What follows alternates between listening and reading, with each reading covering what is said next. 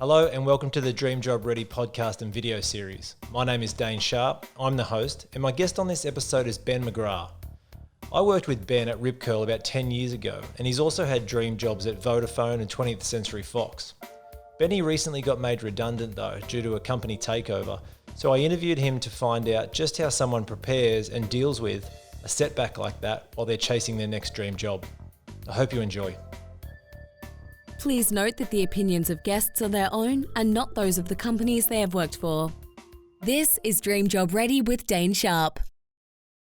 G'day Ben, thanks so much for joining me on the Dream Job Ready podcast. I'm excited to chat with you today. It's been over 10 years since we worked together at Rip Curl. You've done some awesome things in the industry since then, headlined by a couple of cool roles with Vodafone and 20th Century Fox in the last few years. But what we're going to focus on today is you're actually job seeking and searching for your next dream job. And that's really what I want to get into today. So thanks for joining me. Looking forward to having a chat. Thanks for having me. It's going to be good. So kick us off, mate, before we throw back and kind of talk through some of the work we did together and some of that work you've done recently. Where are you, mate? Where are you in the job search? The inevitable job search. So I was made redundant at the end of August last year. So I took some time. I've got 3 small children, so been doing school drop-offs, school lunches, carnivals, all that fun stuff into Christmas, and now it's the fingers are getting itchy, so to speak, and it's time to get back behind the desk and find a job. It's it'll be February now, so everything's kind of, people are coming back, everyone's back in the office, people are resigning, so hopefully my next dream role will come up pretty soon. And from what you can say, talk us through the redundancy, because you were at 20th Century Fox for about 3 years, right? Correct. It was a redundancy via a buyout. So the Walt Disney Corporation purchased 20th Century Fox, global deal. They are based in Melbourne in Australia. So they said, do you want to move to Melbourne? And I shook my head, as did about 100 other people. So a lot of us all left on the same day. A few tiers, there'd be a lot of 10, 15, 20 years there. So, but it was a very fun 3 years. And what were you doing there? Tell us about the role. So customer marketing. So I worked in the marketing team and kind of worked between brand, sales, and the actual retail customer. So we don't sell direct to consumer. That's the retailer's job, obviously, your big W's and JB Hi-Fis of the world. Yep. So I would sit with brand and sales, and we'd have a movie title like an X-Men film coming to market after it comes from the cinema to DVD, and then we would work with JB to go, okay, it's going to be big. We want to do, X, Y, and Z, put it in store, on the website, let's get in the magazine, and work with them to get a result, because ultimately sales for them means sales for us. Yep. And how do you get a job for 20th Century Fox, back before obviously the buyout? It's a logo and a brand that millions of us see quite regularly, showing up in front of films and et cetera, but it's probably one that I don't really hear a lot of people sort of talk about. I'm going to go work for there. So I got my job there actually via recruiter. So I, at that time, had some time off after my last role at Vodafone, and was just kind of in the process of talking to a few recruiters and, kind of putting my hat back in the ring. And one of them rang me up and said, look, I've got this role. It's at 20th Century Fox, it's entertainment, might be up your alley. One thing led to another, had a few chats, a few interviews, and then I was in. But not many people leave there. Yep. So it's once you're kind of in, most people were there for the long haul. Good culture or good business? Fantastic culture. Yep. Probably one of the best I've worked in. So we had 15 in the marketing team, not going to name names, but probably 13 were pretty cool. Yeah. So, but you're working in movies, TV, we had a cinema on level 1 that we would watch films in once a month. You get licensed product, and just everyone was excited to be there because they loved what they did. Yeah. And I think that really makes a difference. Talk me through any highlights. You must have got an opportunity to work with some pretty cool people externally as well. You mentioned JB Hi-Fi as a retail partner, et cetera. What network did you get to connect with? Probably more the retail guys. Yep. So, and the buyers are a very interesting breed. So DVDs or, home movies as a category within the retail businesses is declining. It's only single digit decline. Yep. But within their businesses, they needed a big voice. So, our category is still massive, but from a JB perspective, it's not as big as televisions, fridges, even gaming. So we would need to work with those guys to get bang for our buck, and how can we get overexposure in the store for them to sell product, for them to make a name for themselves internally. So we make them look good, and then they buy more product. Makes sense. And challenging? Is it challenging working for a division or a category that does have its challenges, and in some way, as you said, is on a decline, but you're still responsible for doing a great job? Definitely. And, you're very limited to your budget. So we would get budgets based on a particular title. So if it does really well, then we get a bigger budget. If it doesn't do so well, we get a smaller budget, but you still need to deliver. So you still got to, kind of work those relationships with your retail partners to go, okay, well, we're doing, A, B, and C. Can we slide E in there? And, for a lesser price or no price, and let's get all those products on the floor. And also, you're kind of stuck with your elements too from a creative perspective. Yep. So, Deadpool is a really good example. Ryan Reynolds. Great movie. Fantastic movie. Ryan Reynolds had creative control over all assets for that film. So we would get assets from the US that were hand signed off by Ryan Reynolds. Yeah, wow. Any changes would have to go via the chain back up to Ryan Reynolds.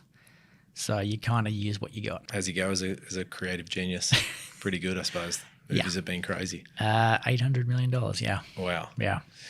And was working in film, in movies, is it something that still intrigues you? Did it intrigue you when you're in the younger years? It didn't. It wasn't actually something that I thought that I would ever be in. Yeah. Even DVDs. When the job description came across my desk, I kind of almost had the double take and go, DVDs? Mm-hmm. Who's still buying DVDs? And wasn't until I got in there that I found out it's $1 billion industry. So there's a lot of people still buying DVDs. 100%. Yeah, but it was just a really great place to work. And I think the people really made it there for me. And that's kind of one of the things I took from Fox is that, you can have the best job in the world, but if the people around you aren't great, it's not going to be a great job. And what makes good working relationships with people? What makes a good culture in your opinion? Good relationships and good culture generally go hand in hand. Yep. If you've got reasonable, logical thinking, normal human beings, then you will generally have a good culture. If you have a few bad eggs in that bunch who are selfish, always just thinking about themselves and what they're doing and what needs to be done for them, then it makes it very hard for everyone else to be positive and have a good vibe. It's a good bit of advice for anyone starting out or early job hunting is you get sold on culture a lot. Companies that have a good culture will usually tell you that, and you sort of just expect it to be good. And I think sometimes you sort of underestimate how much role you have to play in that as well, because without the sum of all parts, the culture would probably suck. So I think it's an interesting thing. You've really got to contribute to it as well, right? You've got to have a crack. You've got to be one of those logical thinkers in that example. Absolutely. And you've got to come to work with a happy face. Yep. Because if you've got stuff going on at home and you bring it to work, that's going to show, and people are, you're going to bring everyone else down with what you're doing. I've got 3 kids and there's always something going on at home, but you've got to leave it at home because the home is home and work is work. Yep. So, if you go to work and you've got a happy face and everyone's kind of happy around you, then that makes for a happy work day. You can always go back to the other one later. Wrapping that up, the buyout, was that a complete surprise to you guys, or to you, I suppose, in particular? Did that come out of the blue? No, we knew about that for about 2 years. Right. Something of that magnitude obviously had to go through a lot of commercial and legal channels. Sure. Supreme Court in the US, ACCC in Australia, Yep. etc. The EU court type thing. I think it was somewhere in the value of $80 billion Australian. Wow. So it was a big deal. Fox was 125 years, I think. Correct me if I'm wrong. So there's a lot of history there, and there's a lot of businesses, a lot of people, 25,000 plus globally within Fox and its entities. Yeah. So, they kind of had to do their due diligence and make sure that everyone was going to be looked after. Plus there was a few, legal loopholes they had to jump through. Sure. So, the date kind of moved a few times. Yeah. So for us, for a period there, it was kind of a limbo, but it was we were still working. We were still selling products, still having meetings with customers, literally up until the very end. Wow. Yeah. From such a big company down to the individual, how do how does someone like you, how do you process that? Like for someone that hasn't gone through it, buyouts, takeovers are becoming more and more common these days than ever before. But what advice could you give someone that hasn't gone through it, that probably will during their career, during their tenure? Look, I think the best bit of advice I can give you is, don't worry until you have the detail, because, everyone will talk and there'll be rumors and people will say, oh, I've heard this and I've heard that and someone told me this and John reckons we're doing this. But at the end of the day, until it's in paper and in front of you, don't worry about it. Yeah. Because, as I said to someone a few years back when we went through this, they said, oh, how are you feeling about, we'd known for about a year or so. It's like, how are you feeling, Ben? And I said, well, the milk's still in the bottle. And they kind of looked at me puzzled. And I said, well, until that spills, I'm not going to worry. Yeah. And they went, oh, you're so right. So, and maybe that's just me, that's just glass half full. The job's still there. We're still employed. We're still getting paid. Let's just get on with it. And when we know what's happening, we'll know what's happening. Yeah, nice. And did you see, was there people that took a different angle? Was there people that bailed straight away and started job seeking and a lot of people are going to start 100%. worrying? Yeah. There was about 55 people there. Yeah. I'd say within the 6 months leading into the date, I'd say probably 4 or 5 jumped and walked away from redundancy payouts and all that kind of stuff just because they wanted to get out and get into another job. So talk to me about your mindset then, because it seems like not the fear factor, but it's one of those things, or something's coming, I better look after myself and better try and proactively get something new. On the flip side, it is nice to probably just take it as a day as it comes, etc. What's your mindset right at that last sort of takeover point? For me, with a young family, I was actually going, well, if I don't get a job straight away, this is a really good opportunity to spend time with my kids. They're 9, 7 and 4. So, the 4-year-old's at home still, he's not at school. So, you don't get those days back. Yeah. So I've just been hanging out with the kids and doing things that you don't get to do when you're in an office from 8 till 6 every day. Yep. Or Monday to Friday. And now that kind of I've enjoyed that time and now it's Christmas is over, it's time to get back in the seat. But I think everyone in that particular office had a different point. It was at a different point in their life. Sure. So some of them were 30 and single and with a mortgage, so they really kind of had to get a job. And they were a little bit stressed about that. Yep. Others were like the PR director had been there 28 years. It's almost the only job she's ever had. Mm-hmm. So the emotional kind of toll leaving that place is pretty heavy. Yep. But she walked to another job as a coping. She's great. But everyone takes it differently. 100%. I think it's a good point actually around the different situations people are in. I haven't been in the middle of a complete sort of company takeover. I've known people that have, probably more so a bunch of years ago, when I was sort of single and not tied down, and a lot of those people took the opportunity to travel. I know a couple that kind of took the education route, going after their masters or more education. So, I think it's a good point. There's actually multiple options, multiple ways to approach it. Not necessarily freaking out and going, I have to get another job tomorrow, unless your situation provides. So here we are now. You mentioned getting that role came through a recruiter. Let's talk 2020 job seeking, because there's a million websites. There's a million pieces of software now that help recruiters reach us reach recruiters, etc. But evidently, it's almost getting harder and harder to get placement in the workplace because of sometimes that mass connection that everyone has. What routes are you taking? What are you avoiding? Where are you at? Where do you start? Look, you hear different things. So I've had people tell me that, 20% of jobs you'll get off a recruiter or off a job board, like a LinkedIn or a Seek, and that 80% will come from your network. How true that is, I don't know. And like you said, everyone has these mass networks now with LinkedIn and Facebook, but the recruiter market is still strong. I've found that a lot of big brands are actually recruiting themselves externally, but only for a short period of time. If they don't get what they need, then they will look to recruiters.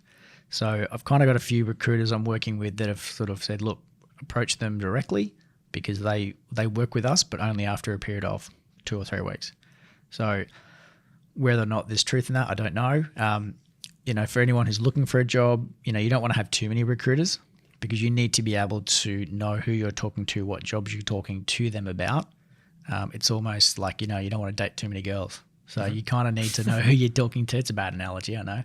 But you need to know who you're talking to so you can remember, okay, I've spoken to them on Monday. I'm applying for this job today. I'm going to follow them up next week. Otherwise you're not going to get a job. Definitely. And would you say, fundamentally, applying for a job and getting a job is the same today as it was 100 years ago, technically. Go for a job, probably have to do your resume, have to have an interview, at least one. Usually now it's 12. And you're either the right person or wrong person for that person or that company. You've obviously had to go for jobs before. What's the best advice you've had in the past, or something you've learnt or something you've done that you thought that was a contributing factor to getting a job or not getting a job you think that you're pulling in now? I don't think I've ever really had any sound advice in terms of going for a job. I think the one thing I would say to someone is just be yourself, because those people that are interviewing you do that for a living. They interview people every other day. So they will know if you're being fake or not by your responses, by what you're telling them. If it's rehearsed or, if you're able to talk off the cuff, they will know if you're being you. And so that's probably my one piece of advice. Okay, boom. Let's go back to Rip Curl. So you're at Rip Curl for a couple of years. You came in there. I was already at the Curl. You came into the marketing department.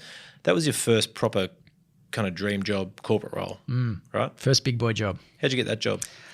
So I was studying, doing my diploma and up in Sydney, and part of the course was you had to work with a company almost like an internship. And I was working with the guys at the sales office there in the Northern Beaches, and they said, look, why don't you ring the HR guys? You never know. There might be something in Victoria. And as luck would have it, there was. Had a couple of interviews in Sydney, and there we go. I'm off to Victoria. Easy decision to make a state move? Yes. Yep. Well, 24, had a girlfriend at the time, but nothing, I wasn't tied down. Didn't have a mortgage, no children, nothing really holding me to Sydney. So we said, why not? Let's go. And spent 3 years down in sunny Torquay. Yeah, beautiful spot. What's the biggest slap in the face when you start your career like that? What's the biggest wow factor from a good or a bad or an indifferent point of view? I reckon email. How slammed you get and how... Never having to do proper email and all of a sudden you're chained to your inbox. No, I think that's probably the biggest shock from going into a first corporate role is the amount of email that people do and still do to this day. It just boggles the mind. But it was definitely a wow. Working at the Curl was probably different to most people's first jobs. Working in an office where, surfing at 11 o'clock was okay.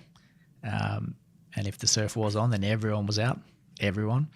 But it was a great role. We had some good times and had some good trips, and it was a hard decision to leave, let me tell you. Why'd you leave? Why did you leave Rip Curl? If I had $1 for every time someone asked me. You've heard that a few times? Just a couple. I think one of the reasons really was financial. So by the time I'd made that decision, I was engaged, was building a house, and you start doing your life planning. You're looking for family and trying to plan how you're going to do that. And the decision to come back to Sydney was probably more of a financial decision, trying to get ahead. But I also left the Curl without a job. So my partner at the time, or now wife, is in health. So we kind of went, well, you get your job. Once you've got your job secured, because it's a smaller industry, then we'll go. Yeah, right. So that was it. And so I'd left at the end of that year in 2007, a long time ago. And came back to Sydney unemployed. Yeah. Without a house, nowhere to live. Concerned? Risk? No, not at all. Risk. Look, I think, a lot of people said that to me. They said, oh, what are you doing? Got no job. But at the end of the day, it's, the risk really is small because it's a calculated risk. We had money, we had somewhere to stay, and she had a job, which was more important because, her jobs are few and far between. And it only took me a couple of weeks to get a job. Yeah, wow. Yeah. It's the natural sort of human reaction to fear and to sort of get scared of that risk. And I remember when you left and you sort of said, I'm not going to anything, and everyone was trying to pry and you must be going somewhere, you're being secretive, and you're like, literally don't have a job. And it is a natural fear factor to kind of be concerned by that. But But at the same time, so what you're saying, a couple of weeks later, you had another job. Yeah. How'd you get that job? Recruiter. Yeah. So I couldn't even tell you who it was. It's been that long ago. Yep. But same deal, just started making a few calls. I didn't really have a network in Sydney, obviously, at that time. And I was looking for anything and everything. And a contract role came up with Kia Motors. It was only 3 months. And so you had 2 interviews. And they said, yes, we like you. And I said, good, I'll come and work there. And after a couple of weeks, I went, I'm not going to stay here. Wow. Yeah. It was we talked about culture earlier. Yeah. Just wasn't for you. Nah, wasn't for me. Yeah. So at the end of my 3 months, as I was kind of leaving, and the agency who we worked with, the client service director there was a surfer as well. So we connected, and he said, oh, where are you going? He said, why don't you come over here? One of the boys is leaving. You know everyone, you know the products, you know everyone here. It's an easy switch. And that's how I literally fell into advertising. Really? Yeah. Yeah, right. Yeah. Not what you know sometimes. Correct. And that's probably a good lesson for those who are listening, who are looking for a job. It's a lot of those jobs are who you know, and you never know where that job is going to come from. Yeah. So, if you're looking for a job and you're at, Auntie Joe's barbecue on the weekend, just, always talk, because you never know who knows someone. 100%. Yeah, the network is, creating a network at first is such an important thing. Just really quickly on leaving the curl, because 2 years in is still young, it's still new. I'm sure you looked at a plethora of potential opportunities in Rip Curl. It's one of those companies where a lot of people do stay. First episode I spoke to Neil, 17 years he's been with the company, so they must be doing something good, and there's a lot of other people that have a similar story.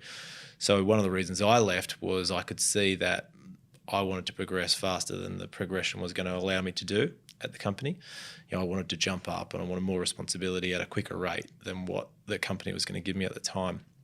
Can you think back, and there must have been a consideration for you at the time going, geez, there's probably a marketing manager or a head of advertising or a role that's there for me at some point. No, I'm not going to wait around or I'm not going to chase that in lieu of making the move back to Sydney. Yeah, look, there's definitely a truth to that. I probably would have sat there one day and looked around the room and said, well, there's, what do we have, 20 odd people in the marketing department. There's only really 2 or 3 jobs that I could have done, and those guys weren't leaving anytime soon. So that was probably part of it. Yep. And just, coming back to Sydney helped me accelerate career, and there's a money part to that as well, because, with children and all the rest of it, like, you've got to have money to survive in the big city. But also that progression, that being able to, move on and challenge yourself, and you're going to push yourself into that next role is something that I needed at that time. Yeah. So let's get into the advertising world side of things, because that you would have had to learn some stuff on your feet there. I'm sure hit the ground running to some degree. Talk me through the first iterations you had in ad world. It was interesting. And funnily enough, actually my role at Rip Curl, I think, actually set me up for that, almost as a kind of a quasi account director at the Curl. So when I was at the Curl, I worked with Neil, but also, worked with all the guys in the team. So kind of coordinating a lot of people in different roles. So advertising is not too dissimilar as a client service role, where you are, working with your creative people, you're working with your partners in your agency. You're also trying to coerce your clients into buying your ideas or paying their bills, or, it's all relationship building, whether it's internal or external. So I kind of was able to slide into it fairly easily. Had some challenging accounts while I worked in advertising, that's for sure. Yeah. Went through a redundancy, went through a merger, all in the space of about 5 years. So it's one of those industries where you can be at one company for 20 years, or you can work at 20 companies over 20 years. So you're very much at the mercy of the clients. And if the client moves on and there's another client coming down the pipeline, we'll see you later. Yeah. So, which is where I left Moon when I was working on Vodafone. Yep. I just had my second child, so he was about 3 weeks old, and got my orders out the door. Yeah. Which, some people around me went, oh my God, you've got a 2-year-old and a 3-week-old. What are you going to do?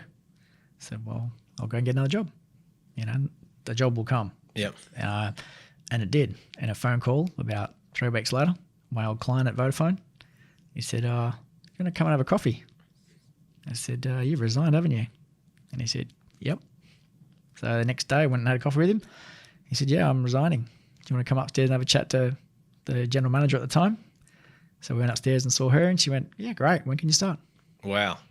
And that was it. That literally, no interview, no nothing. What was it about you that made that guy that was resigning give you the opportunity? I think because I worked with them fairly closely over 3 years. So we did all of their in-store point of sale. Basically anything that went to the store was handled by our agency. Okay. So at the time he was leaving and he was kind of the 2IC there and they wanted someone in there that knew what they were doing.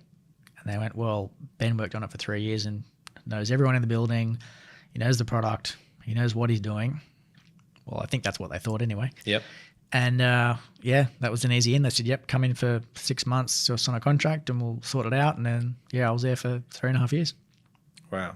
It doesn't surprise me though. I hadn't seen firsthand a lot of that crossover. I've been more of a brand or a client side for most of my career, a little bit of dabble in the agency, but predominantly client side. At McDonald's, it was definitely an opportunity for people that were working in our agencies that we worked with, but wanted to move over to the client side. The opportunity was there, but there was a need to present yourself and be great. And it's hard sometimes to be great in an agency because the agency gets a lot of love. The people at the top of the agency get that kind of love, and the crew at the coalface that are doing those 26-hour days to execute a campaign don't always get that recognition. But I think it's an interesting point. Would you recommend working both client side and agency side for anyone that's finishing their advertising or marketing or media degree at uni right now? Would you say, hey, in the next 5-10 years you should have a dabble at both? Oh, look, definitely. I think if you're coming out of a degree, going into advertising as a first role is going to be a fantastic swimming lesson for you. Because especially if you go to a bigger agency where you'll have extremely tight deadlines. You'll be working on everything from, depending on the client, but you may work on television production, radio production, print, digital, social media now, like anything and everything. So that kind of experience actually then puts you into good stead down the track, but also helps you choose what you want to do. Yep. If you're coming out of a comms degree, you might still not know what you want to do. So going through an agency and working across a number of clients, you could have exposure to different industries, also to the different mediums. So, you might come out of that couple of years and go, yeah, I want to work in TV, but I actually want to do production. So you can actually get out of advertising altogether and get into production. Like you could go anywhere. Whereas you go to a client role, you're pretty locked into that category and that product, so to speak. And that JD probably for the role. Yeah, exactly. So for the younger guys, it's probably a good thing. And also the hours are pretty long, as you alluded to. So, if you are, young and carefree, advertising is very, very good. You will work hard and you will play hard, definitely. But going into a client role is definitely a bit more family friendly. Yep. What's been your predominant motivator or motivators of your career? Motivator. Wow. I think from a motivation point of view, it's just doing the best that I can do in whatever I'm doing. Whether it be agency land or, selling DVDs, or even just, networking with your customers, just being the best person that you can be, and also doing the best for the company that you're representing. So, if you're working for 20th Century Fox, you want to be the best person at Fox and know the most about movies and, be that person that helps the JB guy or the big W guy or girl. Just be the best that you can be. Does that waver throughout your career? Because, you've obviously gone from, you start your career like most people, you're sort of single and not tied down, and then, you accumulate, right? It might be, you get a mortgage, or it might be you get a husband or a wife, kids, etc. Even within the role, you go from being someone that does, usually when you start your career, to getting the responsibility of managing or leading teams. The reason I asked that question, you mentioned, I guess the Rip Curl change had something to do with money. You've looked at, you've been through now a couple of different takeovers of companies and been sort of, I guess, the receiver of redundancies that way, etc. I really think it's an interesting question to kind of think about. I try and think about it a fair bit. What's motivating me today, and is it different than what it might be in 6 months or 6 months ago? Having children definitely changes you as a person, 100%. So there is always an underlying motivation for your children, and whether that's kind of comes back to doing the job and doing it right. So, you can stay employed or, get that bonus to be able to provide for your children and your family. That's probably a kind of an overlaid motivator. I still want to be the best Ben that I can be.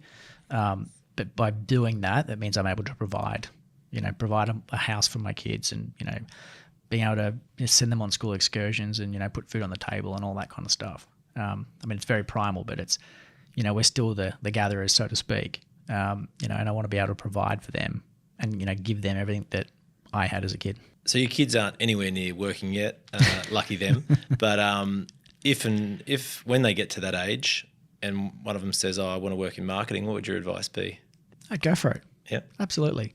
I think, you want to work where your passions are. So, if you love numbers and you like spreadsheets and all that, well, go into accounting, go and be a financial controller. But if you like talking, you like people, you like being creative, you like to do things a little bit differently, well, then that's marketing, right? Like, as you know, the scope can be very big or it can be very little at times, working on big brands from overseas that give you very little control. I think you've really got to be a marketing person to work in marketing. Yep. A marketing person to work in marketing. Let's talk about some fun marketing stuff. Got any highlights, any clients that you work with that just gave you, kind of brilliant work to do? Oh, look, I can give you a corker of a mistake. Okay, I like it. I like mistakes. Yeah. So working on Kia, and I was pretty fresh. So we talk about, finding my feet in advertising. It was a brochure for the fleet guys. It was a small truck. And, gone through all the hands and everyone signed it. And I reckon about 9 people signed off that little A6 flyer. We get the print copies on my desk a couple of weeks later. And my heart sank when I looked at it. It was the old truck.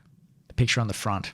The InDesign file had linked the old K27, not the K29 100 truck. Wow. 10,000 brochures. 9 people signed that off. Mm-hmm. Yeah.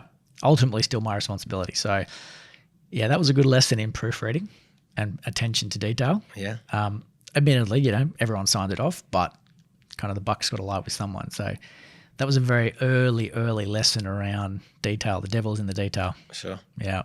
So you bounced around a couple of different agencies, right? So you had, who were you with first? You were with Brave New World? Brave New World. Yep. A couple of years there, right? A couple of years. So working across mostly motoring, so Kia, a couple of another Korean brand, Sanyong. We did rebranding for Cricket New South Wales, which was interesting. Air Pacific, we rebranded those guys. Yep. And then I got poached to go and work at another smaller agency. So I worked on a couple of small clients there. And then we were part of a advertising group or conglomerate. Yep. And they were going through some tough times. So they kind of folded some of their smaller agencies. So we got moved into a bigger agency. Yep. So I had the joy of keeping those clients but getting new clients, which was fun, with a 6-week-old baby at home. So that kind of did my head in a little bit. And so I went searching for a new role and landed at Moon working 100% on one client, which made me happy. And that's where I got introduced to Vodafone. I know I was about to lead into Vodafone. So huge brand here in Australia. You were there for a couple of years. Senior campaign manager was the job title that you went by. Yeah. Let's talk telco. Couple of different roles. Yeah, it was interesting. So when I started there, I was in the retail team. So we were predominantly looking after point of sale in store. And then through the time, it kind of morphed. Sales took retail out. Then I kind of went into they call it the brand team, which was a mix of ATL, BTL, local area marketing, kind of a bit of everything. Yep. So I did some brand work, some campaign work. Probably the one I really enjoyed the most was some targeted ethnic marketing, which is really, really interesting. And it's about that whole talking to people in the language they speak. You'll actually get results. It's crazy. Yeah. And we saw results. And it's really, really interesting. And even just looking at the data, like the Vietnamese in New South Wales predominantly live in 3 postcodes. That's Wow. it. Yep. It's crazy. And the dealers, we'd go out and talk to those dealers, and they would get people walking in with their phones saying, can you tell me what this text message says? Second generation, they still don't speak English or read English. Wow.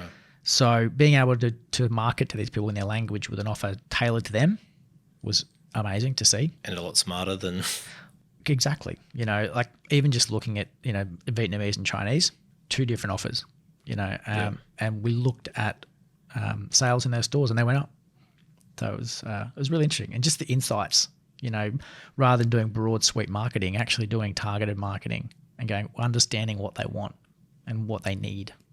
It's fantastic. Well, in my opinion, it's obviously the most exciting thing these days when I look at marketing is the smarts that we now have behind it. I still love the subjective, creative, go with your gut feelings kind of stuff as well. But, the actual, insights you can now dig up to give you informed decisions is ridiculous. And, you've had roles, a lot of roles now in the retail world. And I think of anyone coming out of university these days thinking of, where can I make an impact in the next couple of years? I do think retail has gone through a really rough time in the media in the last bunch of years, purely looking at, bricks and mortar versus digital. The minute that conversation goes away, I'll be a happy man, because I think the opportunity in retail, because of what we now have digitally and data, is actually the exciting part of it, not one versus the other. My role at McDonald's, we had the opportunity to digitise, the biggest food and restaurant chain in the country and in the world, and take them from that bricks and mortar into the digital stage. And the smarts you have behind some of the decision making to do that, based on just being smart with what you can talk to or talk about with the customer, is crazy. Does that stuff going to get you excited now? Like, do you think you're going to stay in retail world? The $1 million question, Dane. I don't know. Retail definitely does excite me. It's, it's being able to see something, an idea come from nothing, to get a product on the floor and to get it into the hands of a consumer. I really enjoy that. So I think I probably will stay in retail of some sorts. Where? Man, I don't know. That's the dream job that's still yet to elude me. And look, to be honest, I think the dream job is always going to be one step away. I don't think anyone's ever really going to have their final dream job. We're always searching. We're always looking for the next best thing. And you just got to enjoy what you're doing right now. Take it one day at a time. One day at a time. Hey, I've got a question for you. We do a student question of the week in every episode. And this one, it's not specific about any job in particular, but I really like the question. So this is from Jane. Her question is, what superpower is most essential to be successful in a job? Oh, good question, Jane. Do you want me to repeat it? What superpower is most essential to be successful in a job? I think it's a really good question. I think it probably depends on what job, but I think if you're in a corporate setting, being able to work with people. So when I say that, being able to understand how somebody works. So everyone does things differently, and being able to see and understand how everyone does things differently will get you ahead. Because doing one thing for everybody, like we are in marketing, using your smarts to be, targeting your consumers, working with the people, your stakeholders internally differently and the way they want to be worked with will get you far. Is that something you've learnt recently, learned at the start, or learnt halfway through your career? Oh, look, I think that's something I've learnt along the way. I think it's something that you will learn in every job that, not everyone is the same and everyone does things just a little bit differently. And if you treat everyone the same way, you're going to get very different results. So understanding the people you work with and work for will definitely get you ahead. Awesome, mate. I really appreciate it. Hopefully that answered Jane's question nice and loud. Superpower. I have to think of my own superpower. Mate, just to close, I'd love you to wrap up kind of, I guess the key opportunity you're looking for now. Like, is there a key factor that, or multiple, that are super important in that next dream job? You don't have to give me the job or the company, but what are those couple of things that for you now in your place in your career are most important to you? There's probably two. One would be culture, definitely, because you want to be able to wake up and want to go to work. I've worked in places where I didn't want to work, and it didn't make life enjoyable. Right. I wasn't a happy person. So, when you're happy that you're going to work because you're going to see your work family and, you're going to have some fun times, that makes you get out of bed. That's good to be good. I think the second one, it's probably not a hard and fast rule, but flexibility. As a family man with young children, flexibility now, which we're seeing more and more of in a lot of big brands, I think is key. Not a hard and fast rule, but it's something that a lot of companies are bringing in and allowing people, kind of moving hours around or, being able to work from home based on workload, of course. Yep. But companies are understanding that everyone has families and, we can't all be chained to a desk anymore. I want to riff off that a little bit. Flexibility, because it's topical. Isn't it? And I do think it means different things to different people. It does. Talk to us just about, I guess, the variety of different flexible options you've seen businesses deploy or you yourself would relish in. So at 20th Century Fox, we worked a flexi day. So we had core hours were 10 till 4. So all critical meetings had to be within that time. And then you either came in early, finished early, or, for example, so most days I was in by 7:30 and out the door at 4, which would allow me to be home for, after school pickups and dinners and all the fun things that go along with having a family. Whereas a lot of guys that worked close to the office in the city, they would come in at 10, have a workout, come to work, and then they'll work through till 6 or 7. So that, for me, flexibility around, being able to work around your particular lifestyle is great. I've seen flexibility in, I've got friends that work 1 day a week from home, like a hard and fast rule. So Fridays is they're at home. Yep. They've got a setup. They link their server. They are working. They take their calls like they would at work, but they're just sitting in their lounge room. So yeah, different things for different people, I think, work. Flexibility for me, it's probably more around family. Flexibility, culture, simple. Yeah. All right, mate. Well, as you said, the milk's still in the bottle. Wish you well with the job search. I know it's not going to be too long. As you said, a dream job's only a day away. Make sure it's a good one. And thanks heaps for being on the podcast, mate. Really appreciate it.